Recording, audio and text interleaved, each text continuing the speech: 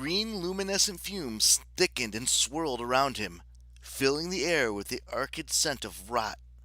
I watched, too horrified to move, as Python breathed in the spirit of Delphi, twisting and poisoning in its ancient power, until he spoke in a booming voice, his words carrying the inescapable weight of destiny. Apollo will fall. No! Rage filled my body. My arms steamed, my hands glowed. I fired my fourth arrow and pierced Python's hide just above his new right leg. The monster stumbled, his concentration broken. Clouds of gas dissipated around him. He hissed in pain, stomping his legs to make sure they still worked. He roared, "Never interrupt a prophecy!" Then he barreled towards me like a hungry freight train. I leapt to one side, somersaulting through a pile of carcasses as Python bit a chunk out of the cave floor where I'd just been standing. Baseball-sized debris rained down around me. One chunk hit the back of my head and nearly knocked me unconscious. Python struck again. I'd been trying to string another shaft, but he was too fast.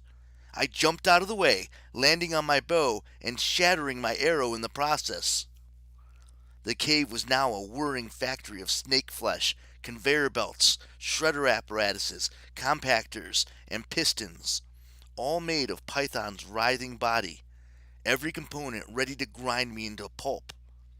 I scrambled to my feet and leapt over a section of the monster's body, narrowly avoiding a newly grown head that snapped at me from Python's side.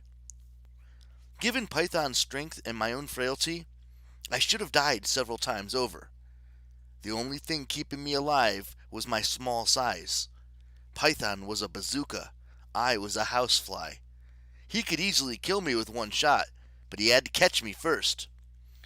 "You heard your fate," Python boomed.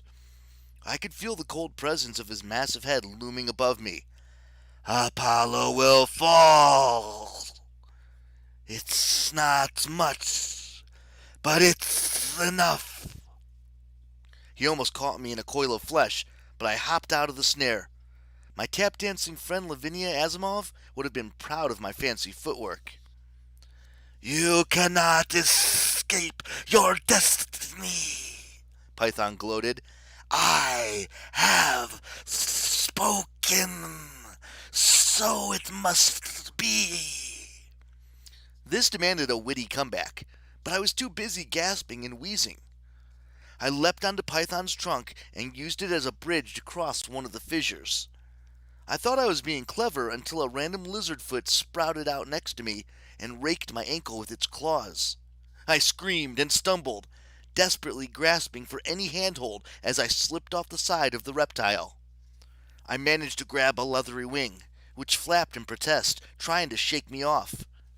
I got one foot on the rim of the fissure, then somehow hauled myself back to solid ground.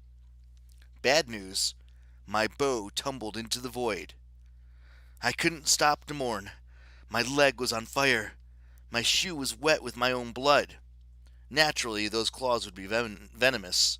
I'd probably just reduce my lifespan from a few minutes to a few fewer minutes. I limped towards the cavern wall and squeezed myself into a vertical crack no bigger than a coffin. Why did I have to make that comparison? I'd lost my best weapon. I had arrows, but nothing to shoot them with. Whatever fits of godly power I was experiencing, they weren't consistent, and they weren't enough. That left me with an out-of-tune ukulele and a rapidly deteriorating human body. I wished my friends were here. I would have given anything for Meg's exploding tomato plants, or Nico's Stygian iron blade, or even a team of fast-running troglodytes to carry me around the cavern and screech insults at the giant tasty reptile. But I was alone. Wait. A faint tingle of hope ran through me. Not quite alone. I fumbled in my quiver and drew out ye old arrow of Dodona. "How doeth we, sire?"